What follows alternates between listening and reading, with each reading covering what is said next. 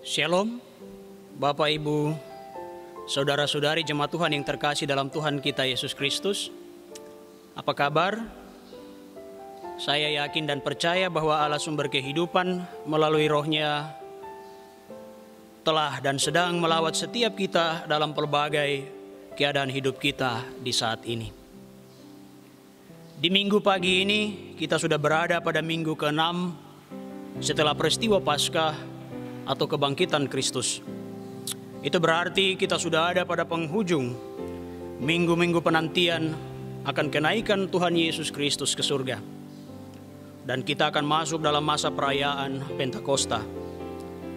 Maka di minggu pagi ini kita akan merenungkan bagian terakhir dari pengajaran Rasul Paulus terkait kebangkitan Kristus bagi jemaat Tuhan atau bagi orang-orang percaya. Minggu-minggu sebelumnya kita telah dihantar dalam perenungan tentang kebangkitan Kristus sampai dengan perenungan tentang kebangkitan kita pada minggu yang lalu.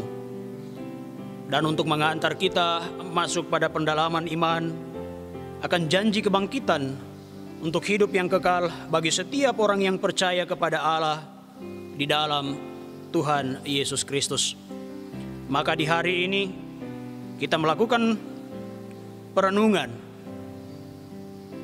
mengenai kebangkitan tubuh yang diambil dari pembacaan Alkitab dalam Gereja Kristen Injili di Tanah Papua pada Minggu 17 Mei, yaitu dari kitab 1 Korintus pasal 15 ayat 35 hingga ayatnya yang ke-58. Bapak Ibu jemaat yang terkasih dalam Tuhan kita Yesus Kristus, memahami kebangkitan tubuh bukanlah hal yang sederhana. Orang yang mati, dia dikuburkan dengan tubuh jasmani. Maka pertanyaannya, apakah dengan tubuh yang sama ia akan bangkit ketika ia dibangkitkan? Bercermin pada kebangkitan Yesus, maka kita dapat belajar bahwa Yesus bangkit tidak dengan tubuh yang sama ketika ia dibangkitkan. Yesus dikuburkan dengan daging atau dengan tubuh yang binasa, tetapi Allah membangkitkannya dengan tubuh yang tidak binasa. Demikian juga yang akan terjadi dengan setiap orang yang percaya kepada Yesus Kristus. Dikuburkan dengan tubuh yang binasa, tetapi akan dibangkitkan dalam tubuh yang tidak binasa. Jemaat yang Tuhan Yesus Kristus kasihi, bagaimana Rasul Paulus menjelaskan hal tersebut? Mari kita lihat dalam teks atau bagian pembacaan Alkitab kita di saat ini. Dalam penjabaran teks yang ditulis oleh Rasul Paulus ini, terdapat 3 konteks, yaitu bagian yang pertama, dalam ayat 35 hingga ayatnya yang ke-44, tentang sebuah pembandingan. Di mana untuk menjelaskan kebangkitan tubuh, Rasul Paulus membuat sebuah pembandingan, yaitu mengenai tanaman yang ditabur. Ibarat sebuah bibit, tanaman yang ditabur ke dalam tanah dan tumbuh kembali, itu tidak sebagaimana yang ditanam. Atau yang tumbuh itu kembali sudah berada dan lain sama sekali. Atau dengan kata lain, dalam wujud atau bentuk yang baru. Paulus membuat pembanding tersebut untuk menanggapi pertanyaan, bagaimana orang mati dibangkitkan? Dan dengan tubuh apa mereka datang kembali? Melalui pembanding tersebut, Paulus menjelaskan bahwa kebangkitan tubuh itu terjadi kalau kedagingan manusia itu dimatikan terlebih dahulu. Artinya bahwa tidak ada kebangkitan tubuh tanpa mematikan hal kedagingan pada manusia. Dengan kata lain, harus ada pembinasaan tubuh dosa supaya ada tubuh yang dimuliakan. Atau dengan kata-kata Paulus, yang ditaburkan adalah tubuh alamiah dan yang dibangkitkan adalah tubuh rohania. Bagian yang kedua dalam ayat 45 hingga ayatnya yang ke-56, yaitu tentang manusia jasmania dan manusia rohani. Adam adalah manusia pertama yang jatuh ke dalam dosa dan kematian. Sedangkan Yesus adalah manusia yang bangkit dengan tubuh yang tidak binasa. Adam berasal dari debu tanah dan karena itu ia bersifat jasmani. Sementara Yesus berasal dari sorga dan kembali ke sorga setelah kebangkitan dengan tubuh rohani. Maka kebangkitan tubuh yang dimaksudkan Paulus adalah tubuh yang tidak akan binasa, yaitu tubuh yang dimuliakan atau tubuh rohani. Kebangkitan tubuh tersebut, yaitu dengan tubuh yang tidak akan binasa, berkaitan dengan layak tidaknya orang untuk masuk ke dalam kerajaan Allah. Orang tidak akan masuk ke dalam kerajaan Allah dengan tubuh yang binasa. Hanya mereka yang tubuhnya telah dimuliakan, yang tidak akan binasa, yang layak untuk masuk ke dalam kerajaan Allah. Mengapa demikian? Ini penjelasan Rasul Paulus. Daging dan darah tidak mendapat bagian dalam kerajaan Allah. Dan bahwa yang binasa tidak mendapat bagian dalam apa yang tidak binasa. Artinya bahwa kerajaan Allah itu tidak diperuntukkan kepada mereka yang binasa. Hanya mereka yang mengenakan tubuh yang tidak binasa, yang diperkenankan Allah untuk masuk dalam kerajaannya. Rasul Paulus sangat meyakinkan kita akan kebangkitan tubuh ini. Karena itu, kata Rasul Paulus, sama seperti kita telah memakai rupa dari yang alamiah, demikian pula kita akan memakai rupa yang dari surgawi. Dalam ayatnya yang ke-49.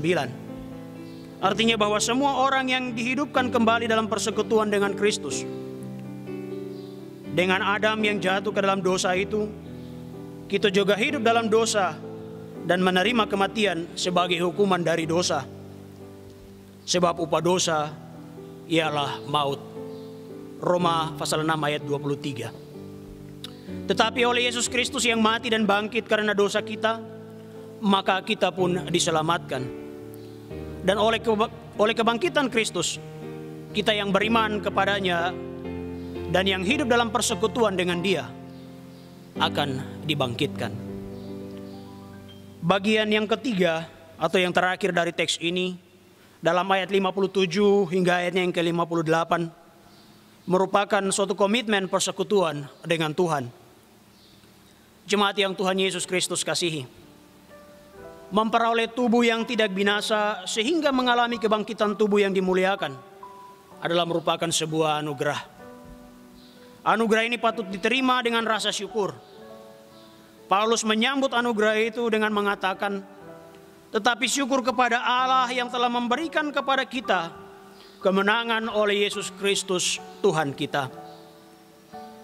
Sebagai orang-orang yang sudah dimenangkan Kristus, orang Kristen di Korintus yang menghadapi berbagai tantangan iman, dinasihatkan untuk berdiri teguh, jangan goyah.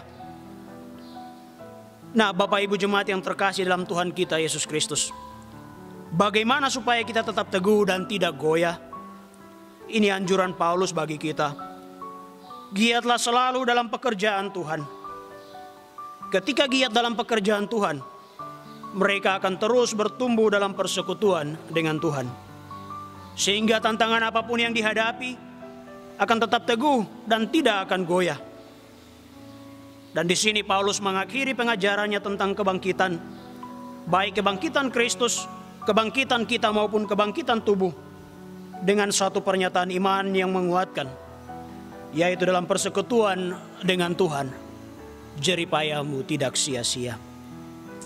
Ini merupakan kabar baik bagi setiap orang percaya, yaitu bahwa iman kita kepada Yesus Kristus dan persekutuan hidup dengan Dia tidaklah sia-sia, melainkan membawa kita kepada satu kehidupan yang kekal, karena kita akan bangkit dari kematian. Sebagaimana Kristus Yesus juga bangkit dari kematiannya. Dan oleh iman kepada Kristus yang bangkit, sekarang ini kita sudah mulai hidup dalam kehidupan kekal itu. Bukan nanti sesudah mati, tetapi sekarang ini. Sehingga bagi kita yang beriman kepada Kristus, bukankah kematian yang akan mengakhiri kehidupan ini, melainkan persekutuan surgawi bersama Allah Sang Bapa dalam kerajaannya. Kita memang akan mati karena dosa dan harus mati, supaya kita berpindah dari hidup yang binasa kepada hidup yang tidak akan binasa, yaitu kehidupan yang kekal di dalam kerajaan Allah. Jemaat yang dikasihi Tuhan, dari penjelasan teks ini, selaku hamba Tuhan, saya mengajak kita sekalian untuk menerapkan konteks ini dalam kehidupan kita, yaitu bahwa setiap orang percaya harus meyakini bahwa tubuh yang saat ini roh diami adalah bersifat sementara. Dan jika kemuliaan Tuhan telah datang, maka tubuh yang fana akan diubahkan oleh pekerjaan Tuhan yang begitu ajaib. Tubuh ini yang Allah dalam roh berkenan diam di dalamnya adalah bait Allah yang kudus. Karena itu patut dipelihara dan dijaga. Sehingga jangan dijadikan tubuh ini sebagai sarang penyamun yang suka hati, mudah dirasuki dengan banyak keinginan daging. Jemaat yang terkasih dalam Tuhan kita Yesus Kristus, akhir-akhir ini kita sedang diperhadapkan dengan rasa takut, rasa khawatir karena wabah virus corona. Hal ini wajar karena corona ini bukan membawa kehidupan, melainkan kematian. Dan bagi siapa saja yang terpapar dengan virus ini, semua akan ada dalam satu tanda tanya. Apakah saya akan hidup atau mati? Bagi yang beriman kepada Kristus, jawaban kita jelas, yaitu hidup. Mengapa demikian? Karena Kristus yang bangkit telah membebaskan kita dari kematian dan memberi kehidupan. Dalam Injil Yohanes dicatat pernyataan yang menegaskan makna kedatangan Tuhan Yesus di dalam dunia ini, yaitu memberikan kehidupan. Aku datang supaya mereka mempunyai hidup. Injil Yohanes pasal 10 ayat 10. Maka supaya kita bisa mengatasi kematian yang disebabkan oleh wabah virus corona ini, kita patut menjaga kehidupan yang Tuhan anugerahkan dengan menjauhkan diri dari segala kemungkinan yang dapat membuat kita terpapar. Tindakan menghindari dari paparan virus tersebut adalah sebuah tindakan iman demi menjaga kehidupan yang Tuhan telah berikan kepada kita. Biarlah kita dengan sukacita melakukan protokoler kesehatan, tinggal di rumah, memakai masker, menjaga jarak, dan menjaga kebersihan diri dan lingkungan. Sehingga jika Tuhan berkenan, kita terhindar dari ancaman kematian, sekaligus kita mempercepat badai ini untuk berlalu. Tuhan sudah memberikan kita kehidupan, maka kita terpanggil untuk menjaga kehidupan itu. Manusia memang akan mati, tetapi jangan mati karena gagal menjaga diri dari pengaruh wabah yang membawa kematian. Juga jangan kita mati karena kita menyombongkan diri dengan iman. Dalam hukum Tuhan yang tertulis dalam Injil Matius pasal 22 ayat 37 hingga ayatnya yang ke-40, kita diminta mengasihi Allah dan sesama manusia dengan segenap hati, jiwa dan akal budi. Maka kita beriman kepada Kristus dengan segenap hidup kita, termasuk dengan akal budi kita. Iman Kristen bukanlah iman yang membabi buta, tetapi iman yang dapat membedakan manakah kehendak Allah, apa yang baik, yang berkenan kepada Allah, dan yang sempurna. Roma pasal 12 ayatnya yang kedua. Maka mari kita jalani hidup yang kini sedang tertantang oleh corona dalam iman kepada Kristus, dengan selalu melakukan apa yang baik, dan yang berkenan kepada Allah, bukan yang baik dan yang berkenan menurut aturan atau selera diri sendiri. Tindakan kita yang benar dan tepat atas masalah kehidupan adalah keputusan iman dalam tuntunan Roh-Nya. Sebab Allah selalu bersama dengan kita, karena Dia berkenan diam di dalam kita oleh Roh. Amin. Bapak Ibu jemaat yang terkasih dalam Tuhan kita Yesus Kristus, mari kita berdoa. Terpujilah Engkau ya Allah, pencipta langit dan bumi, Allah yang kami puji dan kami sembah di dalam Tuhan kami Yesus Kristus. Allah yang telah memberikan kehidupan kepada kami. Kami bersyukur dan berterima kasih untuk proses peribadatan kami di minggu pagi ini. Sekalipun kami ada dalam kehidupan rumah tangga kami masing-masing, tapi kami bersyukur karena Roh Allah juga hadir dalam peribadatan kami di rumah kami masing-masing. Kami bersyukur atas lawatan Tuhan melalui kebenaran firman yang telah kami renungkan bersama-sama di hari ini. Biarlah Roh Allah boleh menuntun kami semua, supaya bagian firman yang telah kami renungkan ini boleh kami lakukan dalam kehidupan kami sebagai orang-orang percaya yang telah memperoleh kehidupan karena Kristus telah dibangkitkan dan mendapat janji iman akan kebangkitan tubuh di dalam tubuh rohani, sehingga kami juga kelak akan ada dalam persekutuan dengan Roh Allah di dalam kerajaan surga. Bapa di surga, Bapa di dalam nama Yesus, kami menaikkan syukur kami di hari ini untuk penyertaan, perlindungan, dan pemeliharaan Tuhan yang berlangsung dalam kehidupan kami sampai dengan saat ini. Sekalipun kesulitan melanda kehidupan kami, tetapi Tuhan selalu ada dan menyertai kami. Dalam keberadaan hidup kami di saat ini, kami tetap beriman dan percaya kepada Tuhan sebagai Allah yang memiliki kehidupan kami, untuk tetap menolong dan menuntun kami dalam menjalani hari-hari hidup kami, sehingga iman kami tetap bergantung kepada Engkau sebagai satu-satunya Tuhan Allah dan Juru Selamat kami yang hidup dan memberikan kehidupan bagi kami. Bapa di surga, Bapa di dalam nama Yesus, di hari ini hamba berdoa mengantarkan setiap pergumulan jemaat Tuhan yang melakukan peribadatan di rumah mereka masing-masing.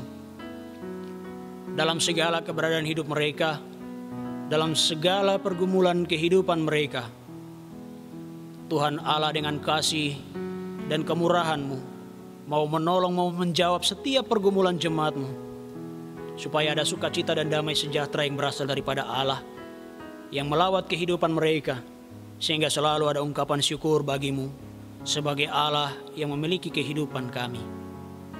Kami juga berdoa menyerahkan seluruh ungkapan syukur jemaat atas segala berkat Tuhan yang Tuhan nyatakan di tengah-tengah kehidupan mereka. Dan secara khusus kami berdoa bagi setiap anggota jemaat yang Tuhan menganugerahkan pertambahan usia di sepanjang minggu ini, tapi juga dalam minggu berjalan ke depan. Biarlah Tuhan selalu menuntun dan menyertai, memberikan berkat, damai dan sukacita bagi setiap jemaat Tuhan dalam keberadaan hidup mereka, atas ungkapan syukur dari pemeliharaan Tuhan yang Tuhan berikan, secara khusus bagi warga jemaat yang memperoleh sukacita karena bertambah usia dalam kehidupan mereka.